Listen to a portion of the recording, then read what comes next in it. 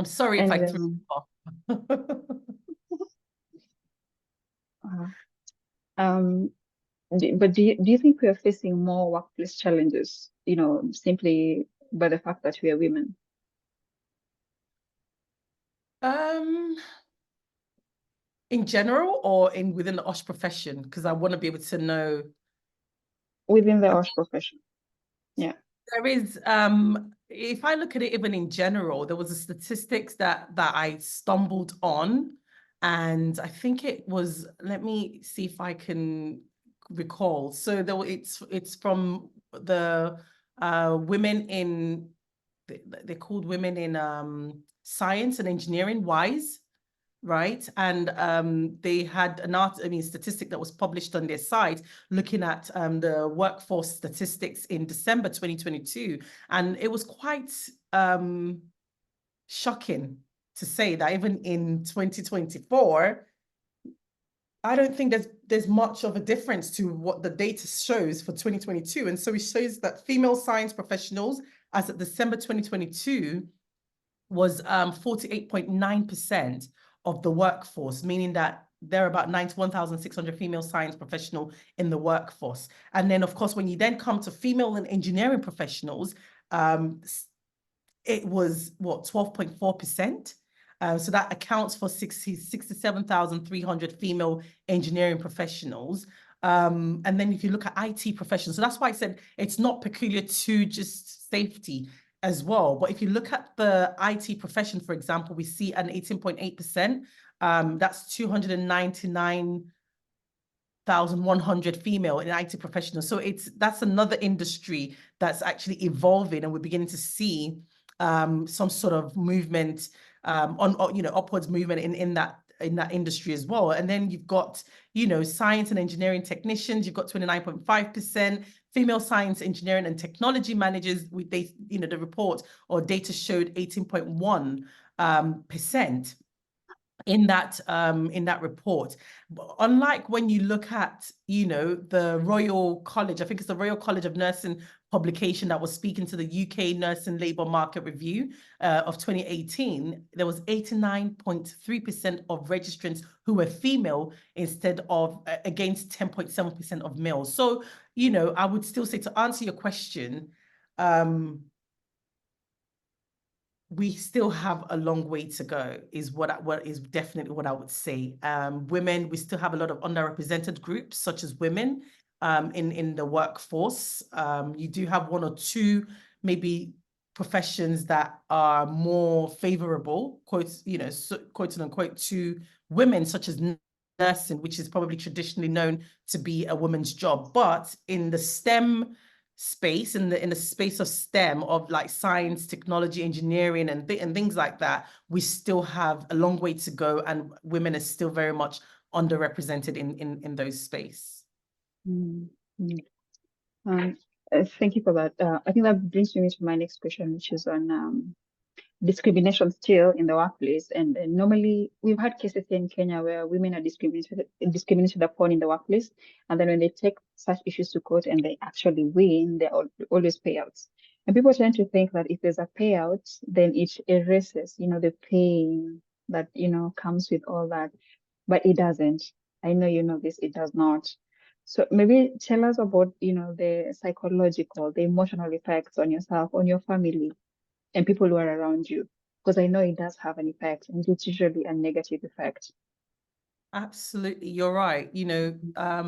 This organization, anyway, like I mentioned, that I experienced that discrimination, I was compensated, but then the impact of the action and even inaction of that organization is nothing compared to the what the money that they paid. It's nothing compared to the impact that it had on me personally. Like I said, my health deteriorated. So it's one thing, I mean, when I even had cancer, I never went through depression. So however, this particular organization, because of the discrimination that I experienced there, that took me into depression, because I then started to question myself. I started questioning do I really know my job? Am I really competent at what I'm doing? I started questioning myself a lot, thinking I'm actually not good enough. And that for me was the end. It was when I drew the line. I don't think I'm going to ever go and work for anybody anymore. I don't think I want to be doing a 9 to 5. I would rather just stick to the consulting side of it,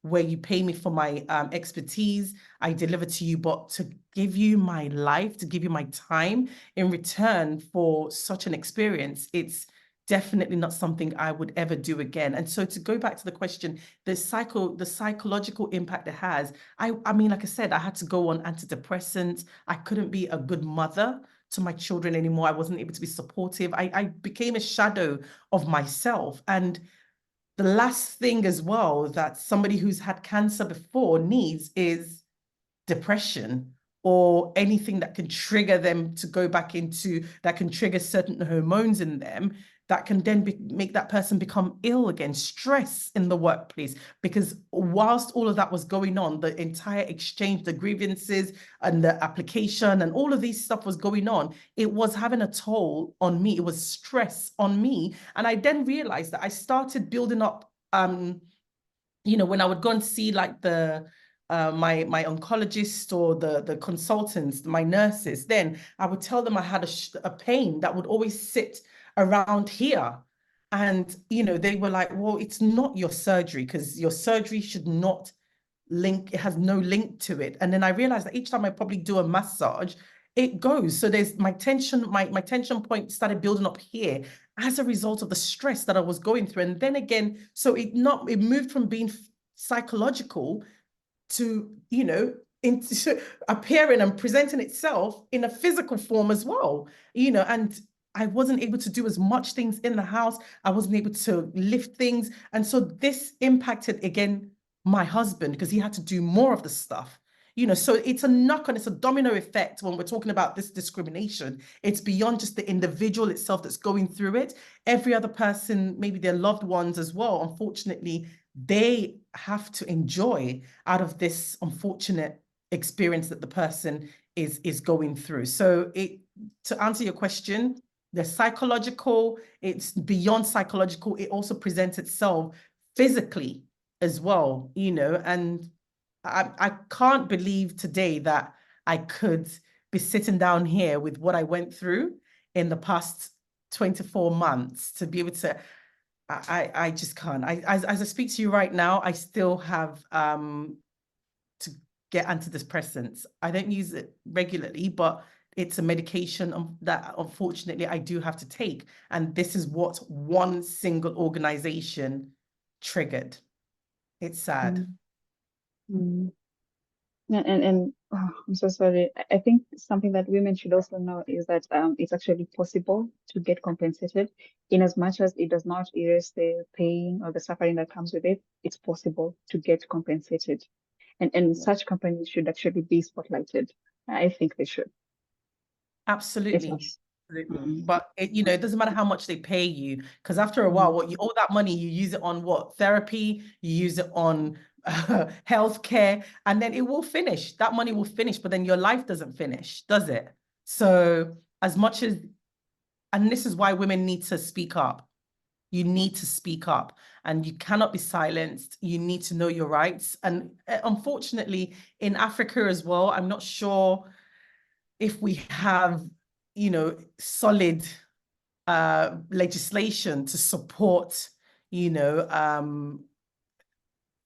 women, or where, discriminatory laws, if you see what I mean. We do have that in the UK, and that's why I was able to, anchor on that, and I had a protection from that perspective. The question is, how much of that do we have in Africa? And I think there is still a lot of work to be done in that regard. Mm. Mm.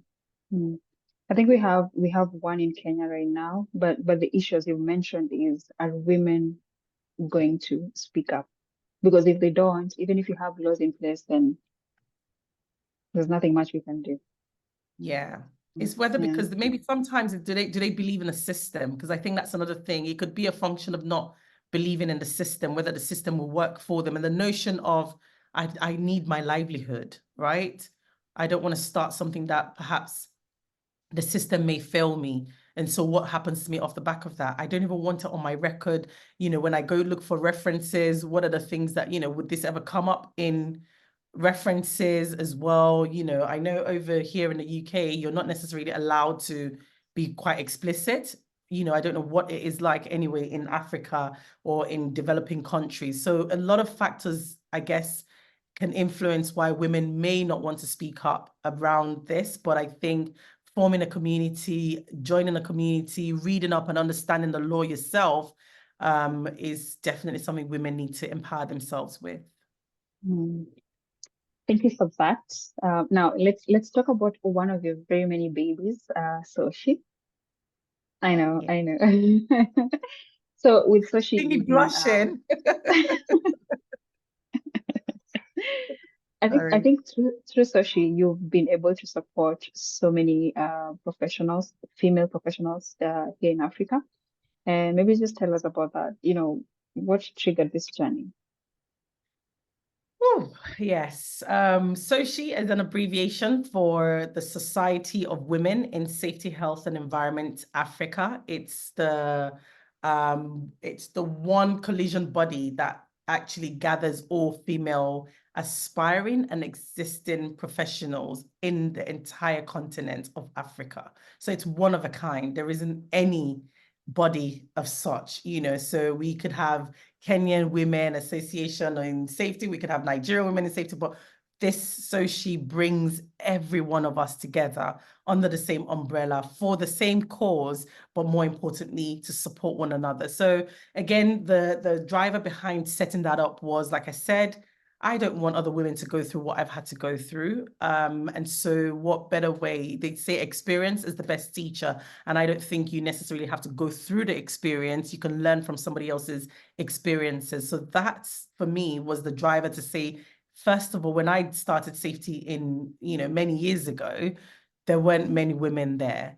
And even though today we have, that narrative is changing, but what information, what opportunity, what support that these women in the profession today even have as well. So I thought, well, I spoke to a couple of women as well. Why not? Let's come together and come up with this community where women can just come in. And even if you don't know anything about safety, because my background is in science, quite all right, but it was definitely nothing to do with health and safety. I just stumbled into health and safety. And you probably would find that even in today's world, whatever is becoming a popular profession, most people tend to gravitate towards it, right? And so again, so she was there to say for women who want to learn about safety, want to become a safety professional, or are already safety professionals and want to progress through the ranking of being in the profession, you have a family of women who are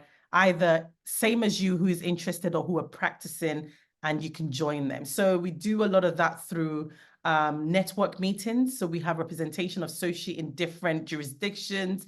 Our membership is 500 plus, and this is women across the entire continent, like I said earlier on. So if you wanted somebody in Kenya, for example, we've got you there. If you wanted somebody in Nigeria, you could always, in the group chat, there's always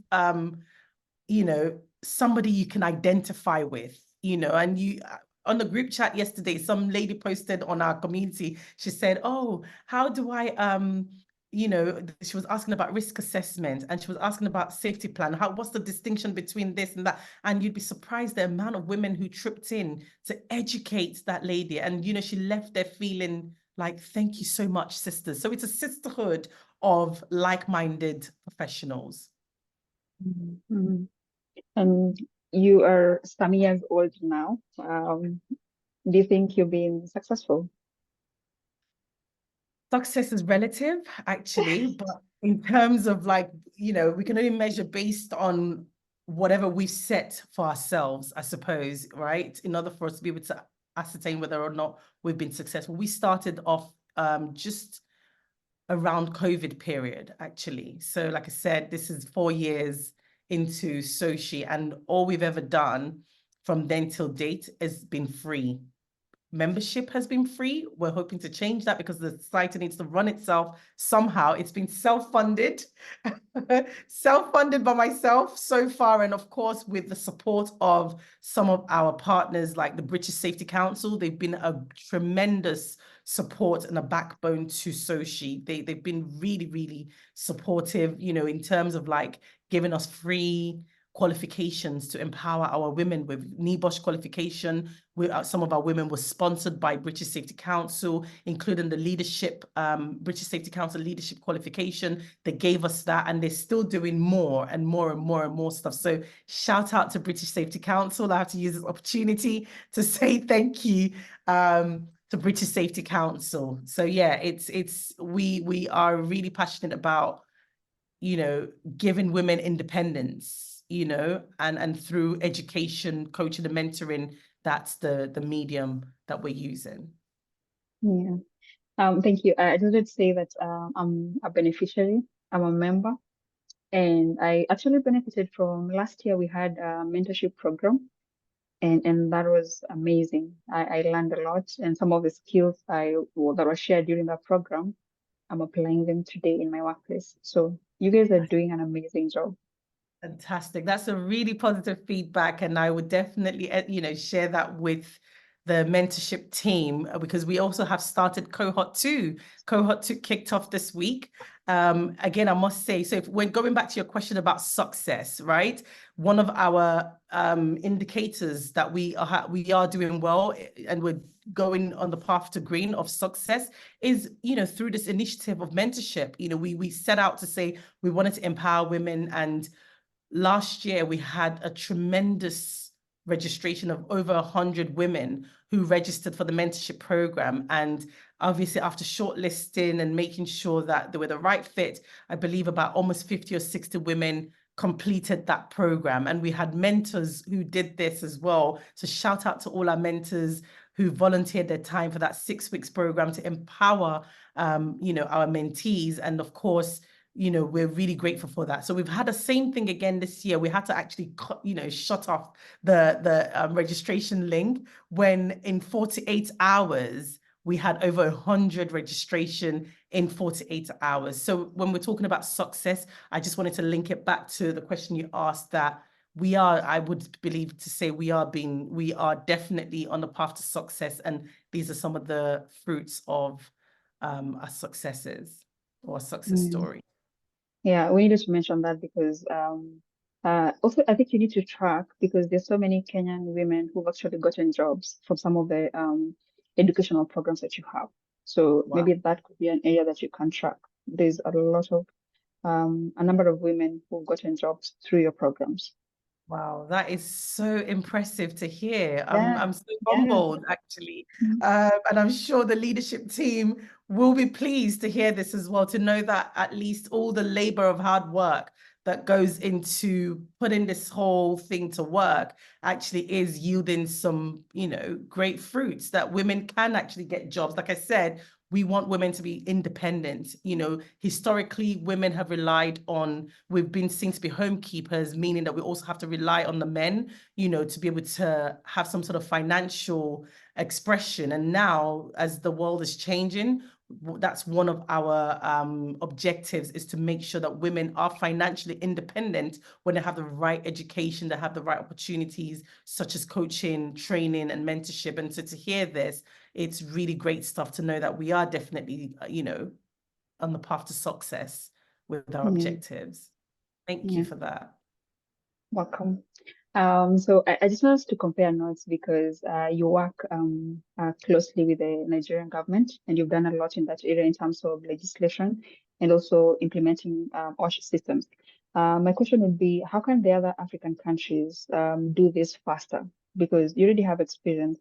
Maybe tips that they can apply so that they do this faster, because I feel some African countries are still lagging behind when there are people who've actually have done this before. And if you could borrow a leaf from them, then we can hasten the process. That's a very good question, actually. And to be honest, to see any change, I believe it's got to start from the top, right? And the top here would be the lawmakers, you know, because if there isn't anything that you've got to be in compliance with, then everyone is a god of their own. Nobody's really doing anything. So firstly, do we have infrastructure in place? Maybe statutory instrument that are in place. Do we have that? And, if we do have it, how effective are these instruments? Who's the enforcement side of it? Who's enforcing it? The people that are enforcing it as well, how capable or competent are they to execute their enforcement agent, their agency rights to go out to ensure all of this. So the good thing, I mean, one of the things I can say right now, I recently got appointed by the Federal House of Representative, which is the lower house in Nigeria. And there's a committee called the Committee for Safety Standards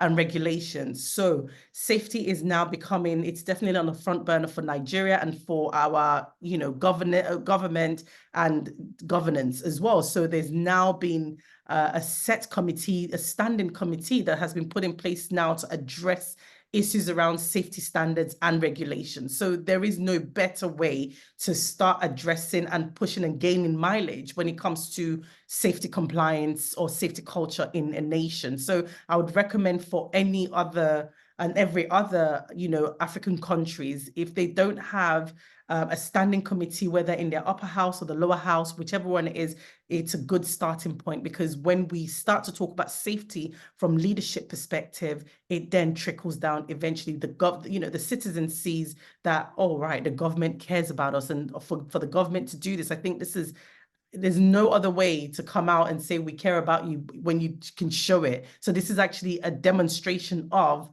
the government actually caring about its citizen by putting this standing committee together that I support. And there's a lot of work going on. So part of what we're doing is to review legislations.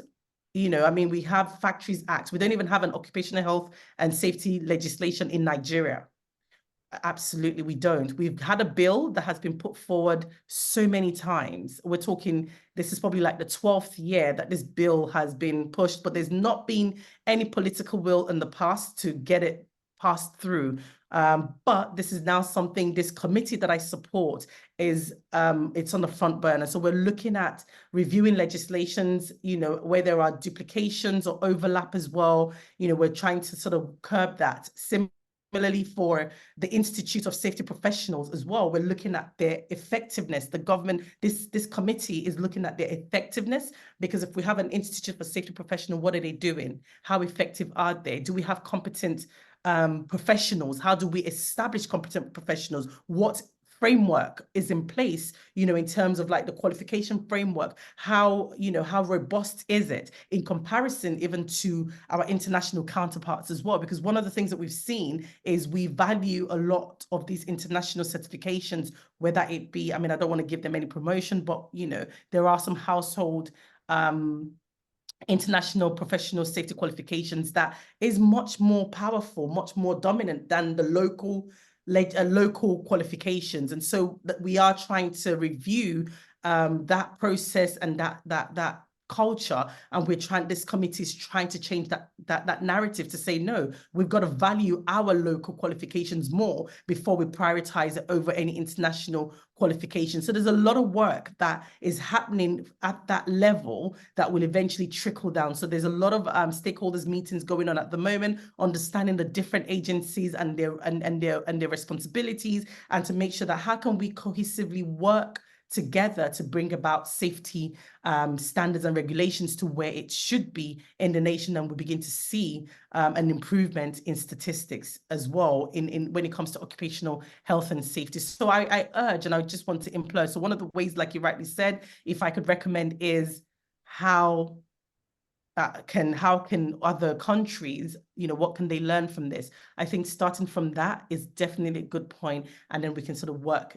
that same passion and that same objective sort of trickles down the line as well. I think that reminded me of a question I always wanted to ask you about women in the boardroom, because the argument has been, us professionals saying, we're not being let into boardrooms. And I think the problem has been we really don't know how to speak the boardroom language. But for you, Funmi, you've mastered this perfectly. You've just mentioned the people you're working with. That means you've already mastered this. So maybe tips that you can share with us. Yes, I mean, I'm taking a lecture. I'll be delivering a lecture on health. Is it what is it called? Health and safety in business. For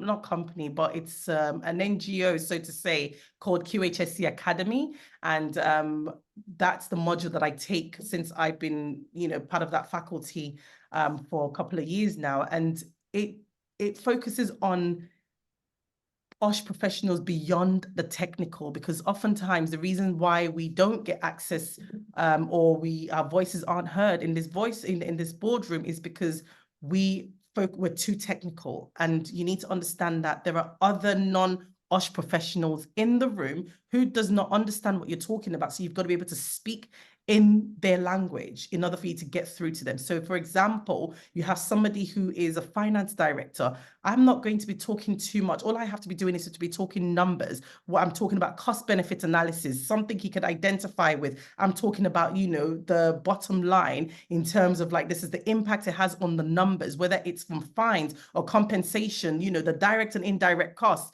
that it has on the business. So you can speak a language that immediately it piques the attention of the stakeholder. Whether it's operations or whether it is HR, you've got to be able to communicate and engage them in the language that they understand. So if we're talking in general, why safety is not even being discussed in the boardroom as it should, or given the attention that it should be given, it's because the language that it's being spoken in is still ambiguous to the stakeholders at the table. Now, when we now try to bring it down to why women are not there as well, like I said, it's a function of, do you even know what you're doing, right? Because for you to get a seat, and you break that table. If they're not bringing you to the table, you create another table, right? So I know it sounds a bit aggressive. I'm not aggressive in any way, but I'm sorry. You don't want me at your table? It's all right. It's fine. I will bring my own table. And then you would want to come and join my table when I've educated you enough. You see my value, you would definitely want to join, come to my table as well. So in terms of like, just going back to what you said about the boardroom, how do we learn to speak boardroom language? That's something that professionals need to learn. It's beyond technical. Mm-hmm. So for me, as we let's have a future outlook. What do you think the future looks like for women in OSH in the continent? I think the future is women, actually. And I say that it's not a cliche in any way. I think that, we are moving, a lot of organizations, a lot of individuals are becoming more aware. And when I mean more aware of the framework that is pushing the agenda of women empowerment. So I'll talk about, one or two, I'll give an example. That's the SDG goals. That actually, there is a blueprint actually that speaks to how we can have more women on board. And people are aware. Women are becoming aware. Organizations are becoming aware. So when we're talking about SDG 4, and that speaks to ensuring inclusive and equitable quality education and promote lifelong learning opportunities for all, right? So, and that is women and girls included, which is what SOCI does. So that's one of our objectives as SOCI, and we're making sure that women they get seen, they get heard, but more importantly, they are well equipped to be able to use their voices in the right places. Similarly, as well for SDG 5, it's achieving gender equality and empower all women and all girls. That's the heart of what we stand for, right? And so there are certain, obviously, indicators to help us know how we're doing, between now and 2030. But I definitely think that with the awareness and enlightenment at the moment on sustainability, on diversity, inclusion, and equity or equality, the world is changing. We're becoming more aware, and I think, like I said, the future is women. Mm-hmm. I like that you wrote in, Sophie. My question would be, how can we help workplaces, create more inclusive environments for women? Very, very good question, actually. Very good question. First of all, I think, oh, I mean, that's a very, very deep question. So that's the same way organizations have so many trainings on EDI, on different topic areas. I think organizations, including Soci, actually can come up with content, course content that can be not necessarily monetized, but that can be shared with organizations to be able to raise awareness. Because I feel like without awareness, we will be stagnant. Nothing is going to change. And so a lot of it will, hinges on education and awareness, and enlightenment. So what I think Soci members, Soci as a whole, or women advocates or what have you, equality and diversity champions, they can look at developing content around how do we raise awareness, how do we create opportunities for women. I mean, some organizations even have training modules for like managers, whether it's female managers or just mid-level managers, senior level managers, and what the same way that they've designed a framework around empowerment for those audiences. I just think that it's a no-brainer. That would be one of the recommendations that I would make, that Soci included, to come up with a framework that organizations and even individuals can subscribe to enlighten them a lot more. I like that, and I hope the stakeholders here are listening. They will. For me, just to mention, when I reached out to you for this episode, there were so many women who also reached out to me with their own questions. They were like, "Do you know who Funmi is? She's amazing. She does this in the field of health and safety. Please ask her this because we want to know how she's doing it." So, just as your parting shot, what or words of wisdom would you leave these listeners with? That's what you call a penny for my thought. Well, maybe not a penny, $1 million for my thought. No, on a more serious note, parting words would be definitely, first of all, know your worth. Know your worth. And it's, as women, we have so many challenges that we've got to contend with, even in the home, outside of work, in our personal lives, in our health. There's so many things, but find a balance, first of all. Let your entire existence, let it harmonize, but more importantly, know your worth, because sometimes we don't know the value we bring. And so because we don't even know the value we bring, we don't know our worth, we're easily convinced to accept the value that's placed on us, right? And so when you accept the value that's placed on you, especially when it's not of a significant one, it does have an impact. You either tend to just settle, you're not challenged, you keep yourself in that, your mindset just becomes myopic, and you see yourself at the best of what the other person has defined you to be. So first of all, it's about self-identification, like, know yourself and know your worth. And the only way you can do that is by empowering yourself. Knowledge is number one thing. I mean, at the moment, one of my, I'm currently, I will be, fingers crossed, I'm going to go and present my case on the 12th of April for my PhD studies. And my PhD topic area it's on organizational health and well-being. And my topic is on a sustainable, agile, and non-discriminatory model for healthy lives and well-being in the workplace. So again, it's a bit of a mouthful, but there will be a lot of questions that speaks to some of these things, especially from what I've experienced, what other women are experiencing that potentially would experience. But to remove some of those barriers, I'm hoping that my research would be able to address some of these things. So going back to what I want to leave with the women, know your worth, build yourself, and do not settle. That's it. Know when to walk away. I knew when to walk away from my workplace. Yes, it paid me a lot of money in terms of my salary, but at what expense as well. So know when to walk away, but most importantly, your value, is only as it's only as worth what's in here, right? So I can't overemphasize it. Read. Leaders are readers. So if you want to be a leader, if that's your aspiration, leaders are readers. So please read in order for you to be able to lead. Thank you so much, Funmi. I know I'm a host, but I have learned a lot from this episode from the time we started until up to this moment. Thank you very much for agreeing to come on board and record this episode with us. We really appreciate it. Thank you. Thank you so much. And you're doing a great job as well at EHS. I know it's the first appearance. I do hope to return in the near future because you guys are doing a fantastic job as well. Well done, Vivian, and to the entire team at EHS as well. Thank you so much for having me.